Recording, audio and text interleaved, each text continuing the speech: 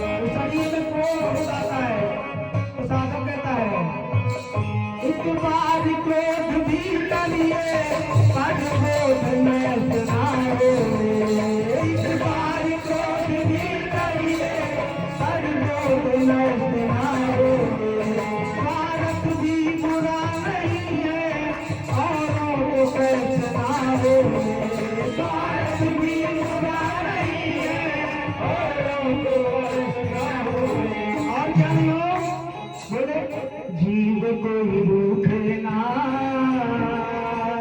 इतनी देर हवा तुम्हारा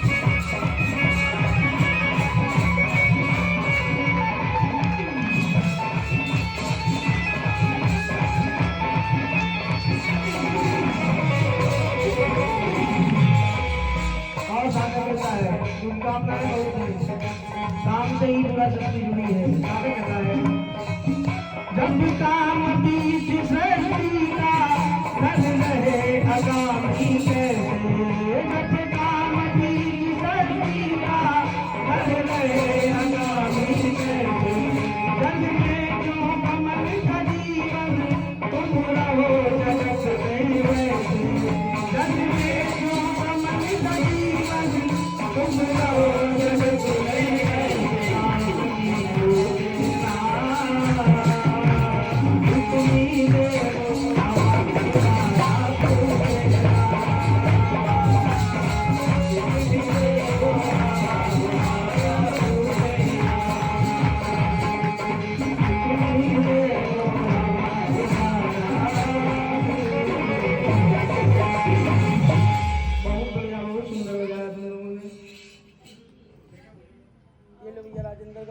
सब लोग भैया ये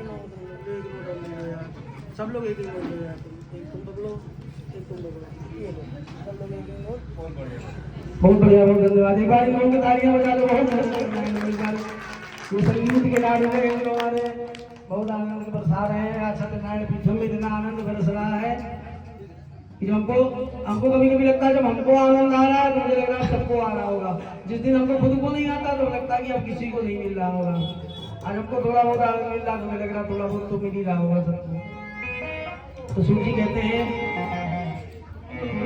ये प्रसाद त्याग की कथा आई है फिर पंचम अध्याय में। एक राजन ने प्रसाद त्याग किया है उन्होंने, उसकी वजह से उनको भी कष्ट की प्राप्ति हुई है। सूजी कहते हैं कि तुंगध्वज नाम का एक राजा था, वह बुद्धिमान था और अपनी प्रजा के पालन में तत्पर था। और एक दिन राजा शिकार के लिए वन में गया और वहां उसने अनेक प्रकार के पशुओं का वध किया और एक वट वृक्ष की छाया में आकर बैठ गया। सूजी कहते हैं कि उस वट वृक्ष पर एक प्रेत का वास रहता है और उस प्रेत ने राजा की मति का हरण कर लिया। जो पुराने लोग हैं उनको पता होगा, लोग अक्सर कहा करते थे उस पकड़िया में चुड़ैल लगती है, उसमें भूत लगते हैं, उस पेड़ पे जाना मत उधर, वही लटका करती है। तो संसार में सब कुछ संभव है। तो कहते हैं उस राजा की मति का हरण कर लिया है। नहीं वह धर्मवान राजा जो धर्मवान है और बुद्धिमान भी है, क्योंकि सूजी कहते हैं सदबुद्धिमान तुंगध्वज नाम ही नृपवर्धे, थी प्रजा उन्हें अतिशय प्यारी, वे न्यायी थे और नृपवर थे, न्यायवान थे, धर्मवान थे। उनकी मति का हरण कैसे हो गया? उस प्रेत की वजह से। इधर गोपकुमार भगवान सत्यनारायण के पूजन कर रहे थे। राजा गर्भवश ना तो भगवान सत्यनारायण के मंडप के समीपे गए और ना ही नमस्कार किया है भगवान सत्यनारायण को। फिर भी गोपकुमार क्योंकि राजा हैं, उनके आदर में भगवान सत्यनारायण का प्रसाद लाकर राजा के समीप लाए। राजा गर्भवश उस प्रसाद का त्याग कर घर गए। वहां उनके सारे जब घर गए हैं वहां पर प्रसाद त्याग कर गए। इनके कहते हैं सूची कहते हैं कि राज्य और पुत्रों से ही उनका नाश कर दिया है, राज्य और पुत्रों का। राजा मूर्छित घूम कर गिर गया कि जिसके पुत्र नहीं होंगे, अब विचार करिए कि जिसके 100 पुत्र हो एक साथ सारे नष्ट हो जाए, क्या स्थिति होगी? मूर्छित होकर घूम पर गिर गया है राजा। और भगवान के भक्त हैं, इसलिए भगवान का संकेत मिला है। हम भी अगर कभी भूलवश कुछ अपराध कर देते हैं तो हमारे दिमाग में भी एक बार संदेह होता है कि शायद हम आज यहाँ पर गए थे, इसकी वजह से तो ऐसा नहीं हुआ। उनको भी संकेत हुआ है भगवान नारायण, क्योंकि भक्त हैं तो भगवान कहीं न कहीं से आपको संकेत देते हैं। नारद जी के मन में विवाह की इच्छा उत्पन्न हुई, भगवान नहीं चाह रहे थे वो करने के लिए, तो भगवान क्या लीला कब कर दें वो उनको ही पता, उनकी माया वही जाने। हम तो उतना ही जाने जितना वो नचा रहे हैं, उतना ही नाचे हैं। क्योंकि ब्रह्म को जानने, इस सृष्टि को जानने की आवश्यकता नहीं है। इस सृष्टि को बनाने वाला कौन है? वो जो ब्रह्म है। अगर हम उनको जान जाए तो चंद्रमा कितनी दूर है, सूर्य कितनी दूर है, फलन कितनी दूर है, वो ब्रह्मांड कितनी दूर है, ब्रह्मांड कितने हैं, उनको सब जानने की आवश्यकता नहीं। एक बार सब बनाने वाले को अगर जान लिया जाए तो सब कुछ पर्याप्त है। वो सब कुछ जना देंगे, जो सोई जाने जो देव जनाई, वो खुद ही सब कुछ जना देते हैं, बताने की आवश्यकता नहीं होती है। ऐसे उनको भी संकेत मिला है राजा को कि वह गोपाल के पास में जाएं और उनसे करबद्ध निवेदन कर रहे जाके कि भगवान सत्यनारायण का पूजन करें। वो राजा तुंगध्वज उन गोपाल के पास गए हैं और सभी को प्रणाम करते हुए अच्छे से निवेदन करते हुए उन गोपालों से सुंदर निवेदन किया है राजा ने कि आप हमारे साथ चलिए और भगवान सत्यदेव का पूजन करिए। चलकर गोपालों के साथ राजा ने पूजा किया, प्रसाद ग्रहण किया। भगवान सत्यनारायण प्रसन्न हुए और मनचाहा वरुण को जो 100 पुत्र उनके नष्ट हो गए थे, सूजी कहते हैं कि वापस से पुत्रवान हुए, राज्यवान हुए, राज्य हुआ उनको, राज्य दिया भगवान सत्यनारायण ने। फिर से राज्य करने लगे और हर संक्रांति पूर्णमासी को भगवान सत्यनारायण का व्रत करते रहे और अपने जीवन में सुख भोग कर अंत में श्री नारायण के लोक को गए हैं। सूजी कहते हैं कि इस परम दुर्लभ सत्यनारायण व्रत को जो धारण करेगा और फलदायी कथा भक्ति पूर्वक को सुनेगा, उसे सत्यनारायण की कृपा से धन धान्य आदि प्राप्त होगा। दरिद्र व्यक्ति का दरिद्र जो व्यक्ति है वह धन पाता है, अंधे व्यक्ति का बंधन मिट जाता है, भयवीर व्यक्ति का भय मिट जाता है।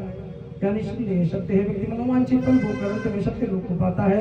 कलयुग में सत्यनारायण की पूजा विशेष रूप से फलदायी होगी। सत्यनारायण को कोई काल, कोई ईश्वर को कोई सत्य देव कहेंगे।